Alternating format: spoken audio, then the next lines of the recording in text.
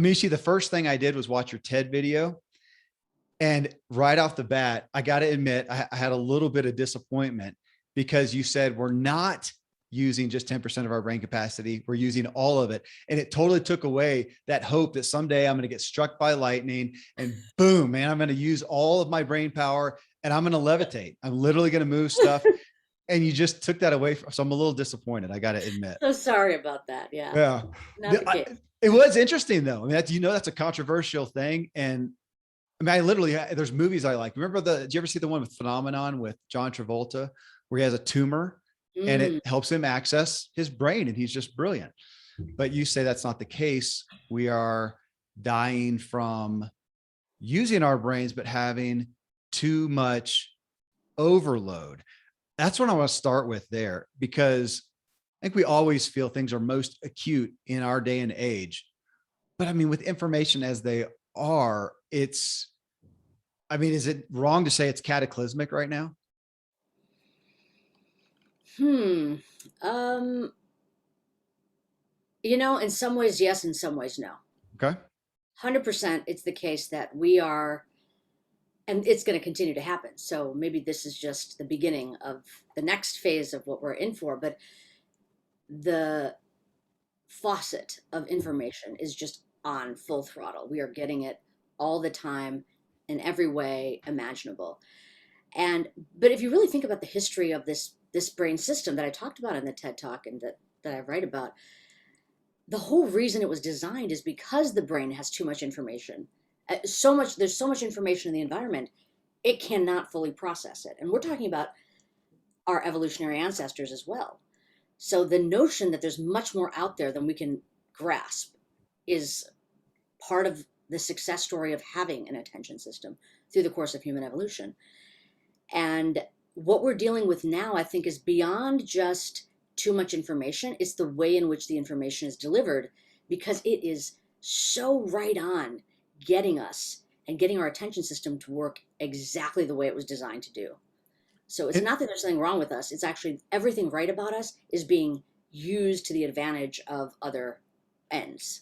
That right there you hit the crescendo of what just was so weighty on me as I watched your TED Talk, as I researched you, as I read the book, and it just got me thinking differently about attention. Here's my premise, Amisha. It was years ago, I had Mastin Kipp on the show, and he does a lot of work about trauma.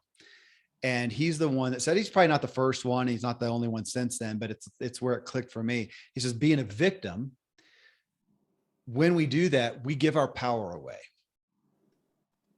And that's always stuck with me. When I decide to complain, to criticize, to be a victim of something, I'm giving my power away because I'm saying I don't have it. And my gosh, I don't ever want that. I want to be, actually, Tom Bilyeu kind of talked about a different thing. He says about taking too much responsibility. Go ahead and take radical responsibility, because even if it's stupid, it's the only way you've got some power and control. So you brought me right back to there really acutely, saying that my attention, you talk about that first chapter of your book being a superpower.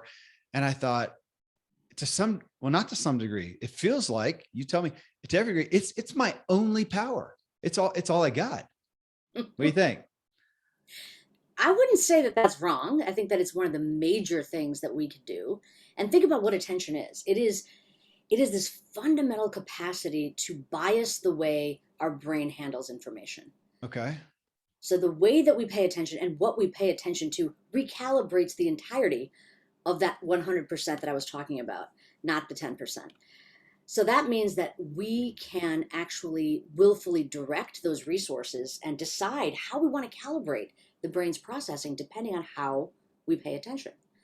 So that's one side. Does that part make sense? Yeah. Well, tell me more about that, because I actually pulled that quote out of the book saying attention changes perception. That was out of left field for me initially. Oh, wow. Okay. Yeah. Well, it was, because of course I read, so I got some understanding, but I want to take that statement and put that out there. So folks listening, she says, attention changes our perception. Now, because I'm thinking about, but here's 5 things and I'm choosing what to give my attention to. And we're going to talk about multitasking here in a second, but that's it. But you're saying, no, even the thing that I think I'm paying attention to, my attention changes my perception of it. That would never have been on my radar. So unpack that. So, okay, so let's talk about what this kind of attention is, because there's multiple types of attention. The type of attention that actually changes perception is something called the brain's orienting system. And the metaphor I like to use, and you've read the book, so you know, is this notion of a flashlight. So what does a flashlight do? Whatever it is that we direct the flashlight toward, we get more information, Right. better clarity, more acuity, and we can use that to maneuver well. It's the same idea. When we devote our computational resources in that way, we literally hear sounds more clearly, we comprehend more fully, we perceive visually with more precision and acuity. So it is changing the resolution of the information that's coming in to improve it relative to everything else that flashlight's not on. You're giving me science, and this is why I'm excited and why you're on the show. Yeah. Because you're giving me data and science on perspectives I've just played around with. Like I'm aware, but I haven't really taken it captive. Even the aspect, I'm going away this weekend. So I got a big family, busy stuff. I'm going away because I've got to finish a rewrite of some sections of my book. And it helps me just to get away. And I talk about, I just got to go down the rabbit hole. And it's so difficult for me to do that. Even in my office, it's a great office. I chose it. I could get any office I want, but for some reason, it's just where I do other things. Home is where family is. And so I'm going to go away and go down the rabbit hole. And when you talk about what I extrapolate out is when I'm taking my attention, I'm focusing it. You talked about light, like a flashlight. Well, a laser is even more focused and it can drill through metal.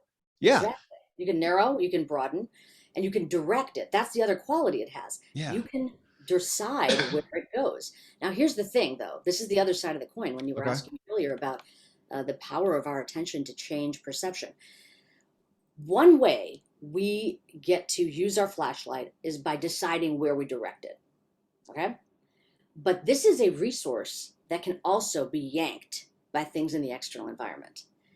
A ding of the phone, somebody calls out your name, all of those things, your flashlight's going to go to those. And by the way, it's going to go there like this without your knowledge. Right. You are just going to orient to it.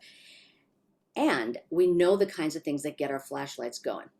Things like threatening or stressful information, self-related information, things that have to do with basic needs. Sex, drugs, rock and roll, if you might say. Those are the kinds of things that are just going to grab us before we even have a chance to say, hey, wait a second, that's not where I want it to go. So in that moment, what's the most important thing you need to be able to do? Know where your flashlight is pointing so that you can say, this is where I want to be. Here's where it is. I need to bring it back. Okay, I want to jump over that. We're going to jump around a little bit here because as you talk about that, I'm an optimist. But I also like to have the cards on the table to know what we're dealing with in any challenging thing. I have a daughter who just went overseas for first time for an extended time, at least, and plenty intimidated. And so I like to talk about, okay, here's some expectations, not to be a pessimist, but some things, and just know that you may have to deal with that. It takes away a lot of the power. So you mentioned it a minute ago, kind of where I started off with the show. I mean, I'm sure a lot of people have seen Social Dilemma, the documentary, and that it used to be that the marketplace, commerce, whatever you want to call it, capitalism, however you want to term it these days, but was out there and they're waving at us, right? It's a billboard and they're trying to get our attention so that they can hopefully sell us something. And what Social Dilemma did a good job of showcasing it some, but they're not the only ones talking about this. The reality is that now, just by turning my head and giving attention, they make money. That's mind blowing. And it goes to you that to what you said a minute ago, we are in a place now where the vast world around us they're masterful at getting our attention. And so I'm not a conspiracy theorists. I'm not against capitalism personally, but they're trying to get our money and do their job. And that's by getting my attention. And so I've got to know what I'm up against every day when I wake up, that boom, here I am. And you're saying, hey, your greatest power is your attention. And I'm in a culture, primarily most of us are, that is doing everything they can to, I'm not going to say a negative, like steal it, but just to get it. Absolutely. So, but it still is your superpower. Yeah. It still is the case that, and by the way, that's why they want it. They want it because what does it do? It makes it actionable. Not only are you going to put your eyeballs on the screen, but then you're going to click buy, right? Or you're going to spend time so Yeah. that they're advertisers. So there's a reason that this is happening. But what I would say is knowing that we're in this climate where, yes, our attention is a commodity. One of the things we can arm ourselves with is the knowledge of what those algorithms are doing that grabs us. Okay. Why are they so powerful? And that's what I was just saying, spelling it out. And this goes to the history of again, the development and the evolutionary history of attention. Why did it develop? It developed to advantage some information, and it developed to advantage that information for our survival. That's why things like threatening, interesting, things that have to do with, you know, qualities and things that we might want in our lives, anything that's self-related, that's why it grabs our attention, because it is likely through our evolutionary history to advantage survival. So knowing that first and foremost is like a useful thing. Yeah. But then you got to cultivate something else given the current circumstances, because even if we want to, the chances of us isolating ourselves from the use of technology and even social media, I would say it's zero. We live, it's air. It's the equivalent of air now and food. We can't, you could say I'm going to break up with my phone, but then try driving your car and getting somewhere you haven't been before. You're going to pull up the GPS. You're going to want to have guidance. So I think that we're in this situation where we can say, okay, look, we know what we're up against. I feel like I'm not able to own my own attention. It's getting yanked around and I feel it. And I would say, yes, that is happening. So one thing I can do is say, I'm going to just not ever engage with technology. I would say that's a non-starter. So what's another thing you can do? And that's actually what I'm digging in on in the book, is we can actually train our minds to pay attention differently so that we are not so vulnerable to feeling that sense of no ownership over where it goes. And that means that the first step in that is to know where it is, to just moment by moment know where it is. Check in with where your mind actually is, and relate that to where you want it to be. Okay. I'll ask that to you then personally, because I hear on one sense you saying, okay, there's this vast raging sea of attention getting information out there that we're all amongst, and it's really hard to get rid of it. If we are, it's a Ziglar show. If we have a goal, if we are intentional with what our purpose is, what we're doing in the moment, then we should be okay. But I will throw that at you too. I am betting, I hope I didn't miss this in the reading, but I'm betting that you have done some things to somewhat limit that Oh yeah, influx. Okay. What? I'm curious. simple things. Turn off Okay. your notifications. Okay. Turn off your Yeah. notifications on your phone, and be intentional when you pick up the phone, like literally, like it's almost a mindfulness cue when we'll talk about mindfulness. But the moment the phone is in your hand, oftentimes we're already on the website. We're already scrolling before we're like checked into what am I doing here?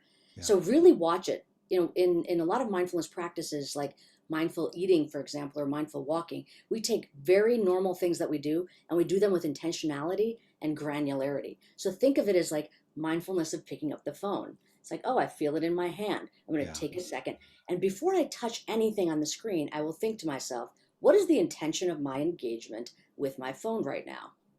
Like, have that always emerge at the front of your mind. That helps, because even if it's to go do something fun and see, oh, what do people wear at the Met Gala, for example? I know what my goal is. When I go and look at that, I can then stop and say, I've satisfied my goal, disengage.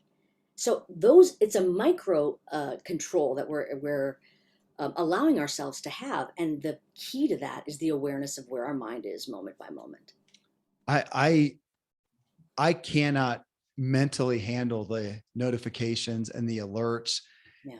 And yet I've got a big family. I've got a lot going on, and I've kind of gotten myself down to where my phone doesn't buzz. It doesn't ring. It doesn't, it doesn't do anything. I have no alerts. I have every single alert from anything on. Of course, I took social media off. So that's not Yeah. even on there, but even emails, nothing's on there. So it's only what I proactively go and do. Now I'm able to do that, admittedly, for folks listening, because I am spending most of my working day on my computer and I have iMessage up. And so if there's a text, which is normally family or really close friends, it will come up there. But I don't know how people, yeah, withstand the influx of that. And of course, but back over here, you're saying, again, that's somewhat submissive. Not, that's not the word either, but to being intentional, to knowing what we're about in a That's given not going to be day. enough. That's not going to be enough because Okay. no matter how intentional you are, like I say, I want to read this email on my screen. That's my goal right now. If I hear not just a ding, but a vibration that's like an alert, I'll be like, oh, what's Yeah. happening? Right. So, and that is because we have this system that we talked about, this voluntary attention system, the attentional orienting system. But we have a second system, and just to give the technical term, exogenous orienting. It Okay. goes wherever the stimuli grab it to go. And they're constantly going to be in a battle with each other. So even if this system says do this, the exogenous system is always on alert to notice whatever's happening in the environment and respond to it efficiently, especially if it detects it as salient, prominent in the environment.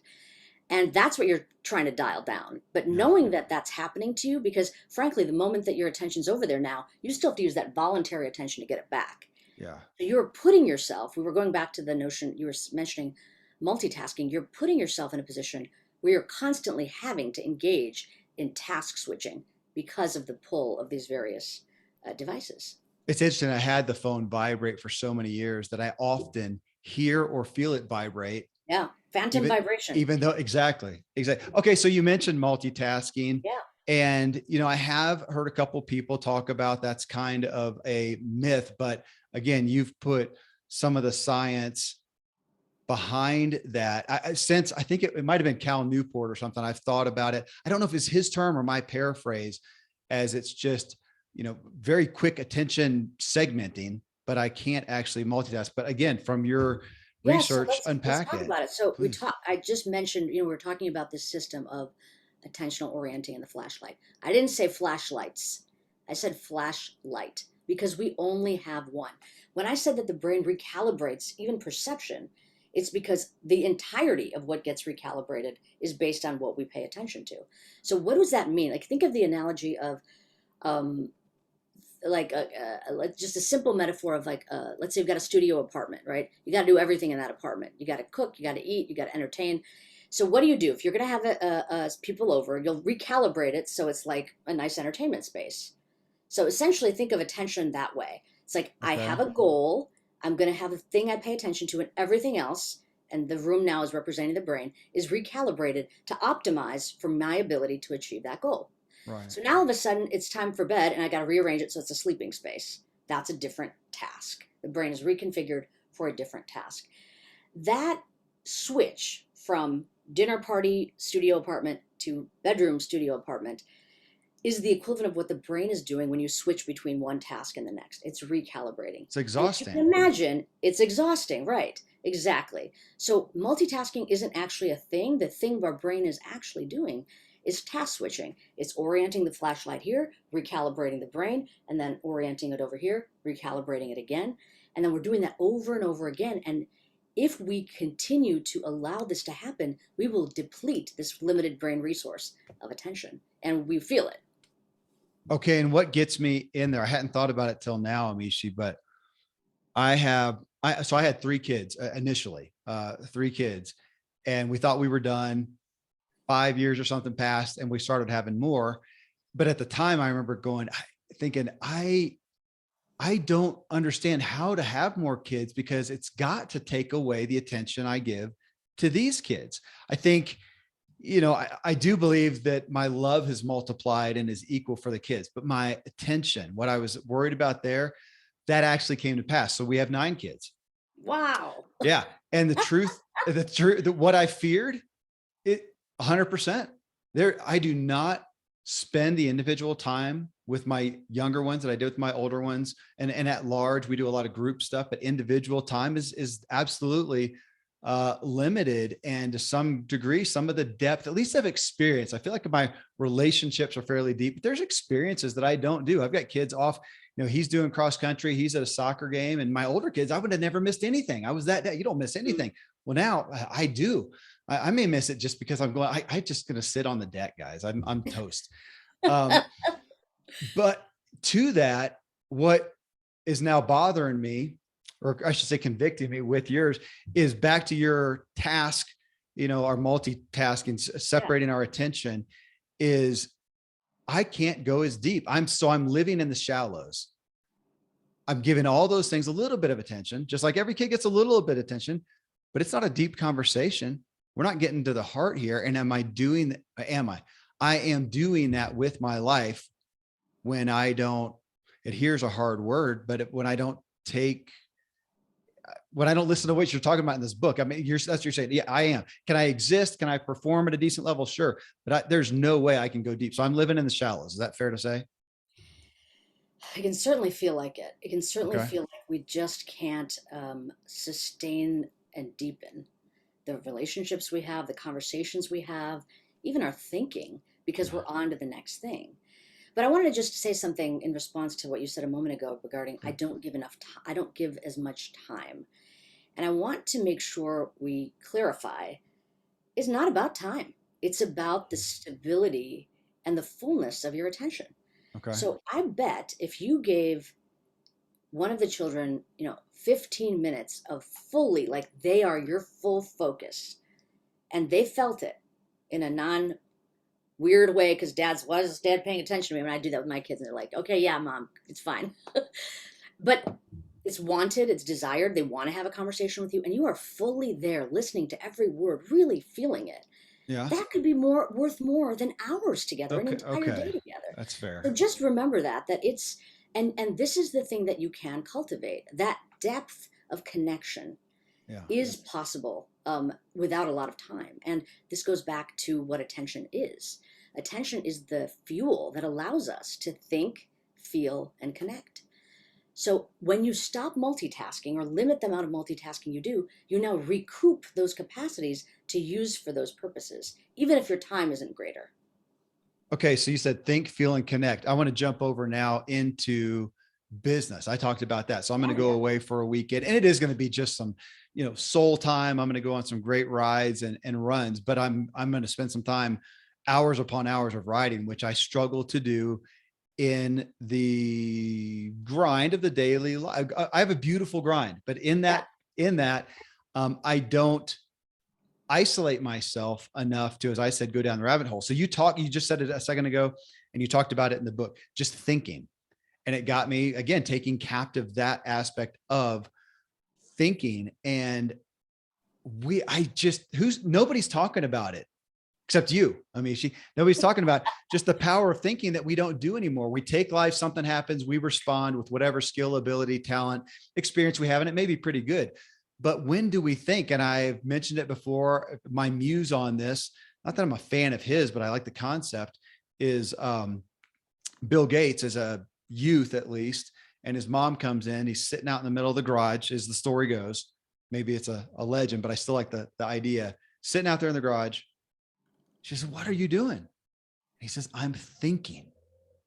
When do we let that brain, our brain, my brain, take a concept, take a thought, take an idea, take a problem, take an opportunity, and just sit there and think, nothing but think? This isn't meditation and clearing the mind, but just literally, I'm going to put the machine on that I've got here and let it think. And I'm so aware of the power of that, especially when I am writing and taking an idea and going down through that.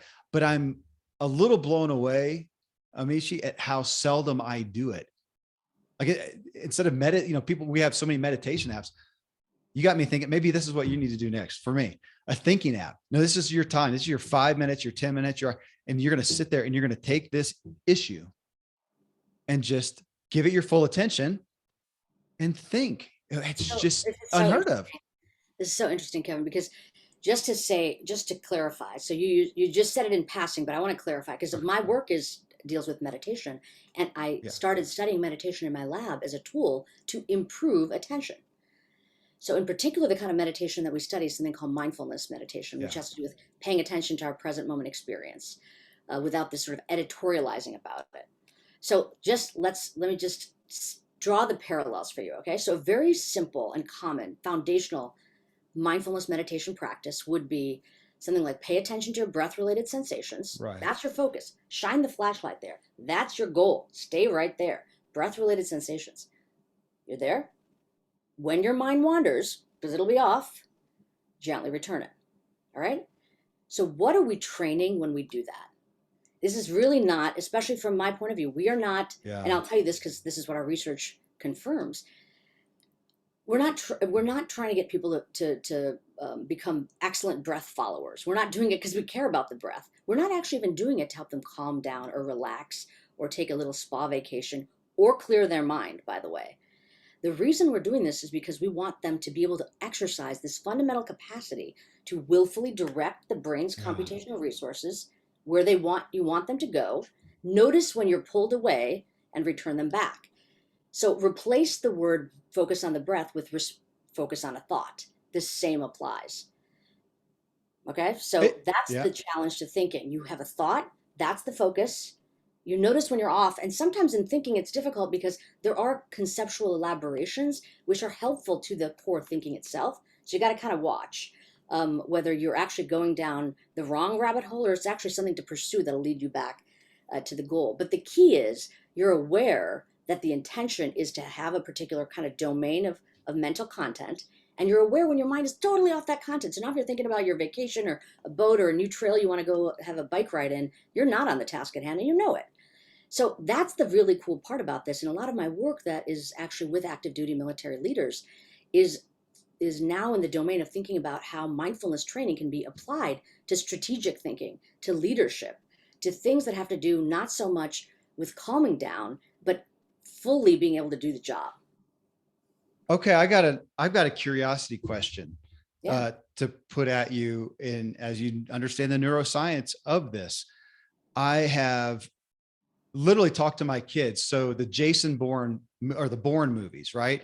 So Matt Damon is the character in there, and I really like his character. I like the character of his character, I should say, in that, and I like his intuitiveness. And I'm thinking about that because we can get off track glorifying different perspectives.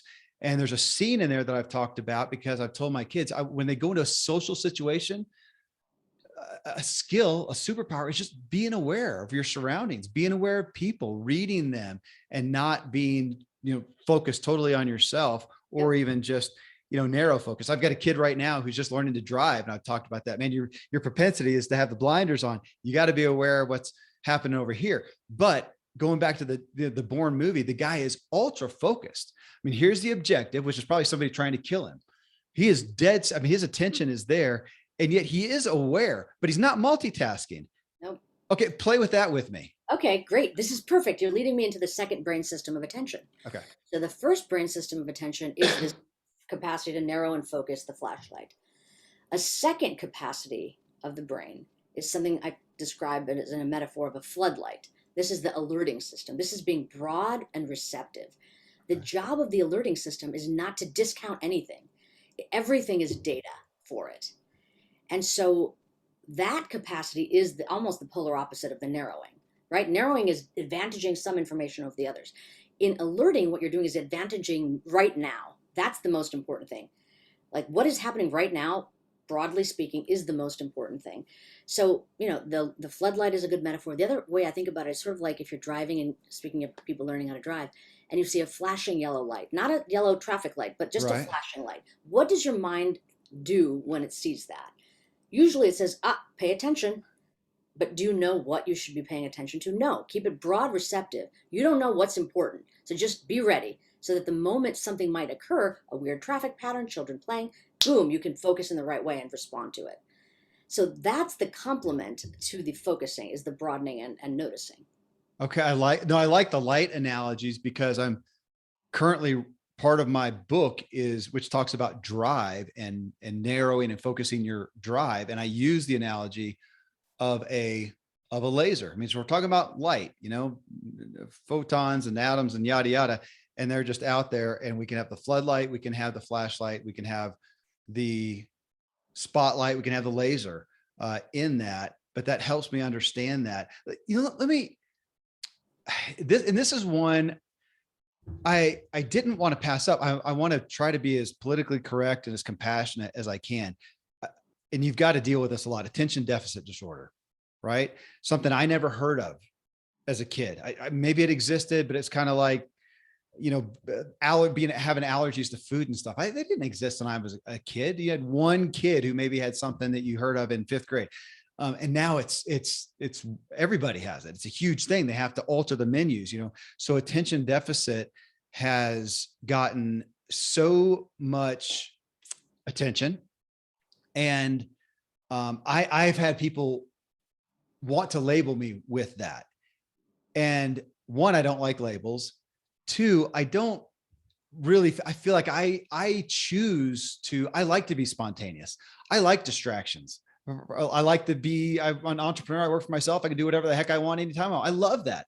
So I enjoy that. Do I really have some clinical thing? And I'm going to kind of put that to you a little bit, to where even if we are increasing on the clinical side of attention deficit disorder, is this world that we're in growing it?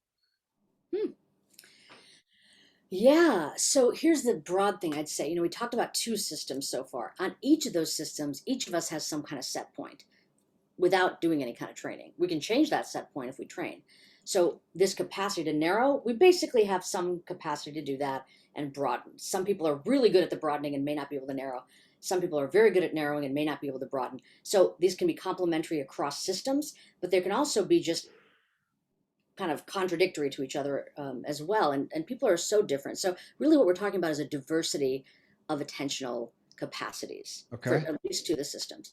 And when we talk about ADD, essentially what we're talking about is when we, especially as it's described as a clinical disorder, is when there's a functional problems. When people are running into problems conducting their lives, then it becomes disordered. Okay.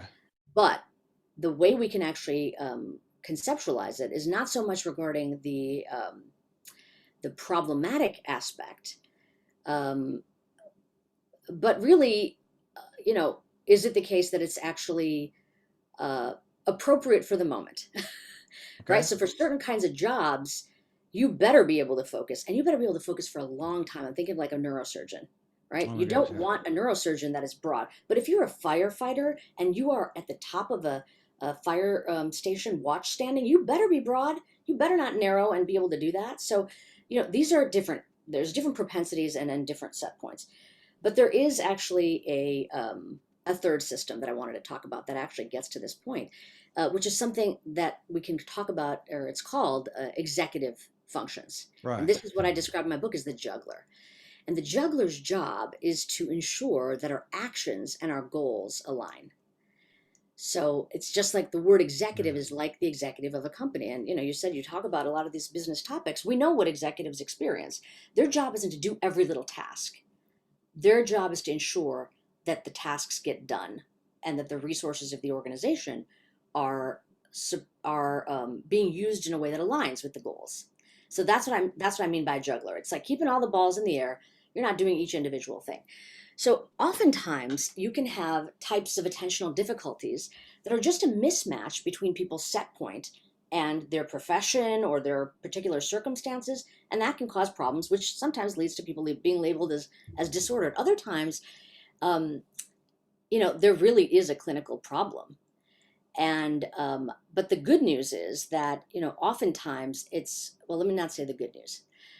It's not just that people are scattered. So that simplified way of thinking about ADD is like people are all over the place. Some types of ADD are actually you are hyper-focused and cannot unfocus when you need to, which can also cause functional problems. So the broad point is there are these multiple types of attention. We all have different, I always think of it as like a mixing board. Where you are on those changes as a function of who you are, the task demands, and sometimes it can be problematic and other times it's not. And when it's problematic, people just want solutions.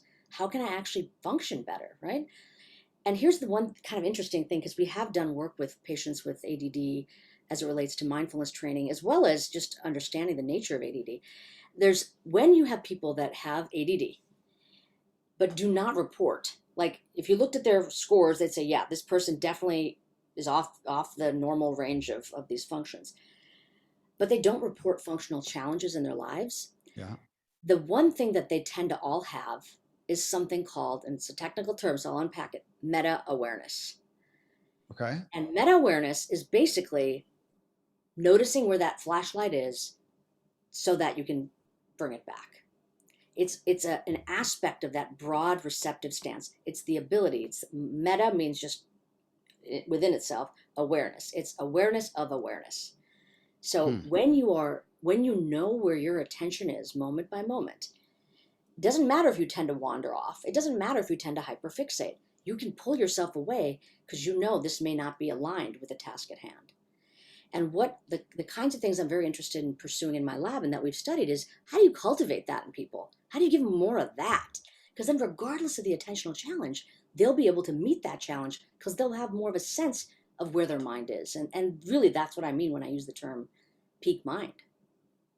Okay. So, and the answer to that question you're pursuing is you're in pursuit of, but how do you increase that? Yeah, you first of all, it's not as easy as just knowing it. So now that I've told you, okay, be more meta aware, Kevin, Yeah. just always be aware of what's going on moment by moment. What's the content and processes in your mind right now? You'd be like, okay, as we're talking, you'll be like, okay, I'm listening to your voice. I'm noticing I want to, move on to the next topic, whatever it is, you're fully acknowledging what it is. It's the most fragile of resources and it evaporates unless we train to keep it front and center. Yeah. So we got to train for meta awareness. And this goes back to why mindfulness ended up being such this indispensable and very Okay. unlikely tool. Like I never thought I'd study this stuff, but it has in particular this quality of cultivating meta awareness. Okay. Well, and I appreciate that. I think it was, I'll credit Johnny Pollard, who has the meditation app, something like One Giant Mind. I can't remember, but I had him on the show and he talked about that. And in his platform, he would talk about that. What he said, it's impossible to totally clear your mind and think about nothing, but it's going to wander, but then bring it back. He didn't use the terms. And now I hear you say, no, can I learn to control But it's my not attention? about the bringing back. That's not Okay. what I'm talking about. First of all, let me just say 100% you cannot clear your mind. Okay. Get rid of that concept from your conceptual landscape. It does not exist. If you are alive and awake and conscious, even actually if you're asleep, your mind will be filled with mental content. It is just the nature of the mind to have content in it. So forget about that as even a project you want to pursue. So now we're not even talking about trying to clear the mind. It's not about bringing it back. Okay. Bringing it back is what happens after what I'm talking about. Okay. What I'm talking about is notice where it is so that you know whether to bring it back. So how do you notice where your attention is? You've got to be watching for where it is, and you've got to practice watching for where it is. And this is where we're going back to what you were saying earlier about your children and the time we spend with our kids. I have children as well. Oftentimes we're there, but we're not there. Yeah. We're sitting with them, we're talking to them, but our mind is 1,000 other places. And this is where I would say for my personal life, it helped me the most, is that I noticed that even if I was physically there, even if I was looking at them in the face, including my own spouse, my mind is somewhere else. Yeah. I'm there maybe 5%. So how do I fully bring myself there, right? But I wouldn't have even thought to be able to fully bring it there unless I noticed where my mind was. And it was not on the most important and precious people in my life. It helps when the stakes are high. Like I'm doing this show with you right now. And as I see a couple huge mule deer go by, my attention goes, I can't do that for long. And come Go back. for it. Enjoy the vista. Yeah. What you just said though, Amishi, is something that I think I've always done, but I go through, we all go through cycles and busy cycles and exciting things or scary things and hard things in our lives that will tend to take our minds. But I've had more times lately of just what you said. I am face to face. I'm looking at you and I may even be going, and nodding, especially with my family, unfortunately. And then realizing, actually I did this with a counselor recently because she said one thing and it got me off on a good tactic, but then, or good path, but then she's talking and I had to turn back and go, I heard nothing of what you just said. Say that again. Yeah. Because and there we So are. can we talk about that? Because I think Please, that what you please. just described there is a very powerful example of our attention. So what just happened in that episode where somebody says something to you, your intention is to look at them and get the information from what they're saying, but it triggers in you a thought or a path of whole conceptual And in line this of sense, an thought, right? emotion even. I mean, it was big, it was a Exactly. It's big thought. very Yeah. powerful stuff. So what happened in that moment? You had sensory input. This goes back to what you were saying about what do you mean attention affects perception? Okay, so your flashlight was on this person speaking. That triggered in you a thought that required you to actually, or didn't even require, it made you go internal so that now you're actually paying attention more. What's prominent in your own mind, the furniture's being rearranged, so you're pursuing that thought. What happened in that moment? Your actual ability to perceive the sound of her voice, comprehend her words, went down. And if we had a brain cap on you in that moment, and I was looking at the auditory response in your temporal lobes, it would have been lower when you were doing that versus when you were actually attending to her. And that's what I mean by attention affects perception. So tell me, I pulled this out of somewhere of your information. You segmented, it wasn't attention. You have to tell me now, but because I pulled the words themselves were of interest to me. You had 4 areas of attention and you said it's depleted, hijacked, fragmented, disconnected. And again, I really appreciate the science of what you're doing. And because we take things and me included, tend to just lump it and it's one thing, right? It's attention. It's a thing. There's a definition. We can go on to Merriam-Webster and there's a definition. It is. And you're saying, no, it's just whole pie, Family of things. Yeah. whole family of things. And you've done that a couple of times here. So talk about those things that happen to our attention: depleted, hijacked, fragmented, disconnected. Because you're in essence saying when my attention is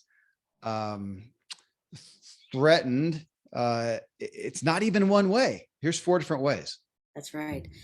And, just to go back to the episode that you just described, in some sense, your attention in that moment was hijacked by a thought. Okay. So, and let's now go back to that first word, depleted. You had the awareness, and actually you probably would get the feedback. So if somebody's talking to you, I mean, this happens to me. I know about all this stuff and it still happens to me. It's just humanity, being human.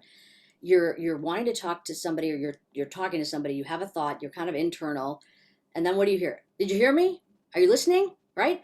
That's the cue that says, excuse me, bring that flashlight back. So that would be a case where your attention was hijacked away without your knowing it. You weren't trying to ignore this person. You were just pulled by something that it was in that moment more salient for your mind. Now, when I use that term depleted really is the fullness, the full resources of your mind to be able to use any of these systems of attention. Okay. And typically, if we have our full capacity, we can catch ourselves. We're socially astute, we're emotionally intelligent. It's like, okay, not nice to just keep ignoring my spouse or my conversation partner. Get back on task. Even if it wasn't consequential, you might be like, okay, come on, let's try to listen to what they're saying. When our attention is depleted, it is harder to do that. So even this idea of focusing, noticing, returning, all that starts falling apart when the core capacity is just, there's less of it, like a gas tank getting emptied. And what we know is that circumstances, and again, this goes back to the kind of work that I do with service members, high stakes professionals, business leaders, medical professionals, first responders, under high stress circumstances where you've got a demanding thing you got to do. And by the way, writing a book is one of those. You got a demanding thing you got to do, and it's a protracted time frame. You will see, from my own lab's work, that attention gets depleted. And so that's why it's the first on the list. When attention gets depleted, the chances of all these other things happening are greater. Okay, you saying it that way, a friend is Dr. Ben Hardy, and he wrote the book, Willpower Doesn't Work. And in that, one of the things I really appreciated is he says our willpower is not infinite. We have a certain amount, a certain capacity, let's say on a given day. So if you have spent your day really exerting your willpower on whatever, that by the end of the day and you come home at night and there's the bag of chips and you're watching Netflix, I mean, you just don't have a whole lot left. So what are ways that you can Save that. Is attention similar if I go through the day? Actually, the same. Okay. I'd have to break down what this particular author meant by willpower. But what I'm talking about, oftentimes willpower is just going back to that executive functions. Okay. There's a goal and there's action, and I want to make them align. And my willpower is my capacity to make them align. So Right. strong executive control. When the juggler's working fine, you've got a lot of willpower. It's like everything's aligned. It's going the way I want it to. When that is a limited resource, just like all the other systems of attention are limited. When we've got less of that, I might have every intention that one of my goals in my juggling here is I want to eat more healthfully. But I'm so exhausted that things are falling apart, and I'll eat the carrot and I'll eat the cake instead of the carrot.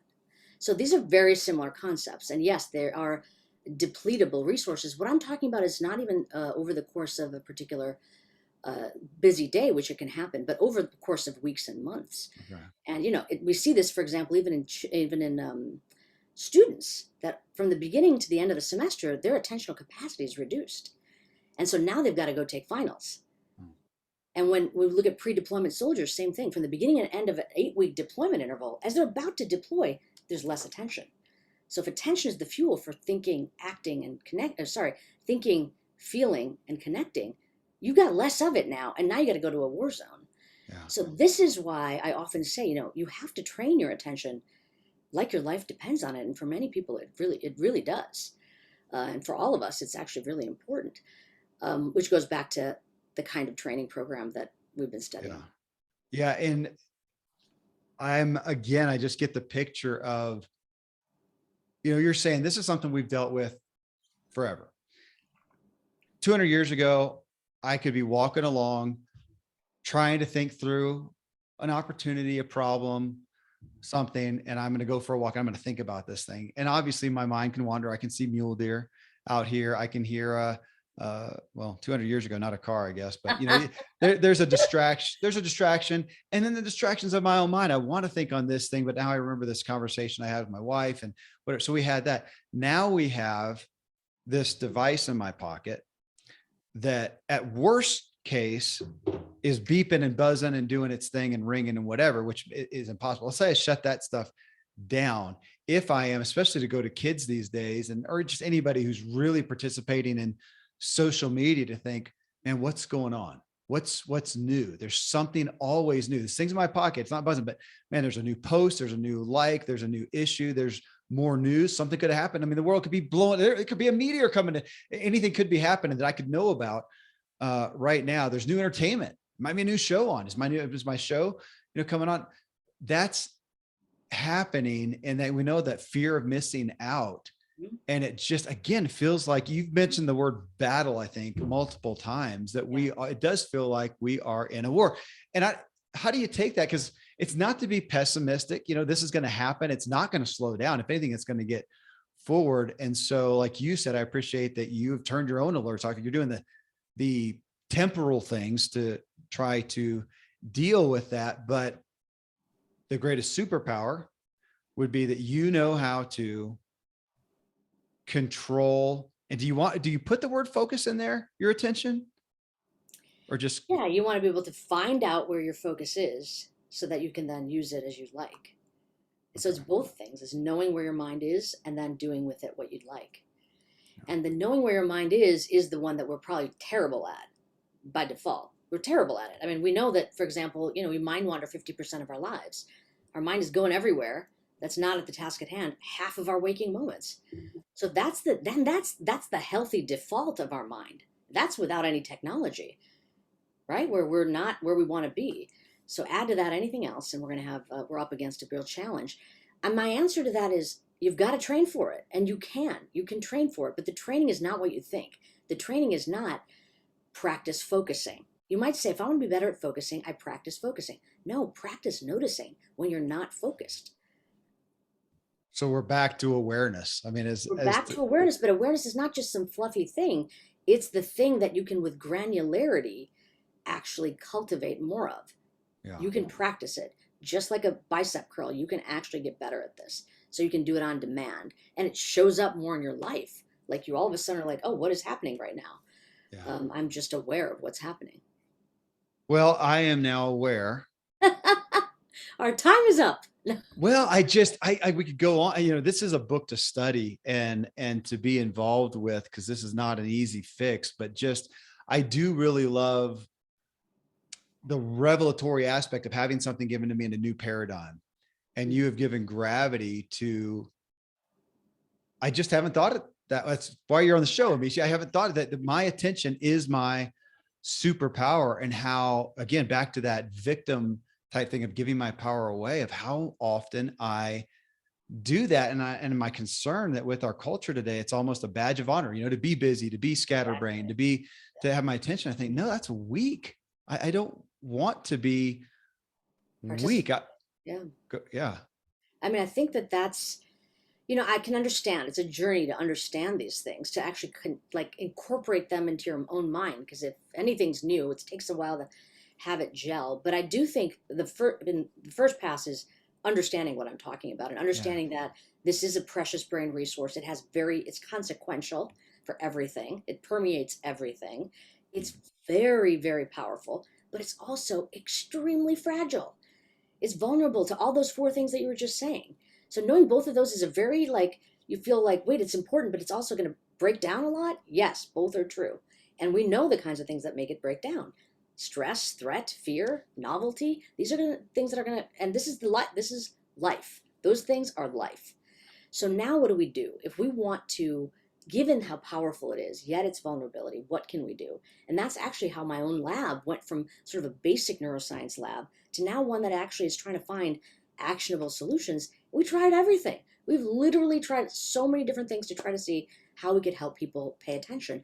And the thing that we came to that really surprised me was, have them do mindfulness practice? Like, not something I ever thought, especially I would say, given my own cultural background, that, meditation is something I grew up with Indian parents, saw them meditating. I was such a skeptic. Like, no, what's the use of sitting there with your eyes closed? You're wasting your time. But fortunately or unfortunately, it ends up that's a very powerful tool, and it's the equivalent of going to the gym for your mind. Well, you multiple times talked about, a goal and an action. I mean, I think anybody listening to this show has goals throughout the day that they are somewhat, hopefully, and growing to be more cognizant of. So we have a goal. To do that, we need to give it an appropriate action. And to me, what it feels like, the bridge in between that is my attention. We talk about time management, we talk about all these things, but I feel like, no, this is what gets me is you've just hit a root issue. We're playing up here with these symptomatic terminologies and vernacular, and we're trying to address them and not getting to the root issue. And I feel like that's what's excited me, and it's daunting as well. But to say my attention's under attack, it is my power. It's the bridge between my goal and the appropriate actions to take to get that. And I'm gonna have to give myself some grace here too, because I'm frustrated with, I am letting my attention, my superpower, be, well, all those things, depleted, fragmented. Yeah. But that's exactly why I ended the book with, like, well, let me give in this book tools that we have spent the last 15 years developing for time pressured people, so that there's a path forward, because you don't want to leave people with hopelessness. You want something that they can start doing now. And, like, a very simple thing that everybody that's listening to your podcast can do right now is something, and I'm just going to give it to you because I think, why not? It's not a long meditation. By the way, the mindfulness practices I offer 12 minutes a day.